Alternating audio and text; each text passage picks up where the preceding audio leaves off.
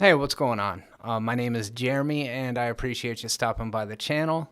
So I just wanted to take a second to let you know that Tristan and we recorded this video a day before the news broke about Bray Wyatt.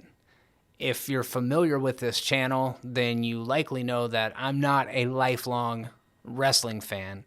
In fact, the only Bray Wyatt match I ever saw, at least that I recall seeing, was the Mountain Dew Pitch Black match. I just got into wrestling at like Royal Rumble, and Bray Wyatt wasn't actively participating in the entirety of the time that I've been watching so far, but I have spoken with people who are diehard fans of this guy, including my friend Jonathan, who essentially is the guy who got me into wrestling. So I know that he's a performer. His name was Windham Rotunda. I know that he was a performer that's work connected with people everywhere, and I just felt a little bit odd about the fact that I'm sitting here uploading content without having addressed this, and I just wanted to let you know the reason why we didn't address it is because, unfortunately, the news didn't break until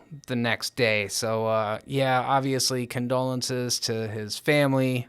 I've went back and started watching a little bit of his career, including the, what do they call it, the cinematic match with John Cena, which was incredible. I also saw the Wyatt family face off against the Shield. That was a really cool match. But yeah, I don't have a deep connection to wrestling in the same way that I'm sure many of you do. But I've seen the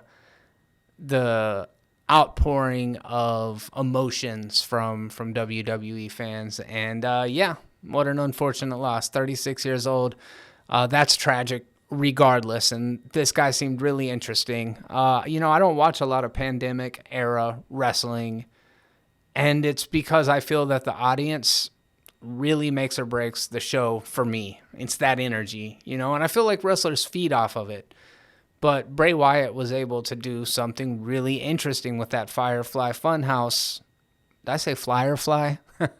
With that Firefly Funhouse match, that almost distracted me from the fact that there was no audience there. I was like, this is the perfect kind of storytelling for at a time when there's no audience to play off of. At least we can acknowledge the history of wrestling, kind of poke fun at how weird it can be at certain times, poke fun at Vince McMahon, take somebody who's a huge star like John Cena, who was both loved and hated throughout his career by different people at different times, but who's also a really talented actor, and then to kind of take the creative aspects of Bray Wyatt and let that story take the reins of this really interesting thing. I thought it worked really well. I feel like he was the sauce that seemingly, at least in that WrestleMania, kept the sport interesting. So yeah, R.I.P. to Bray Wyatt.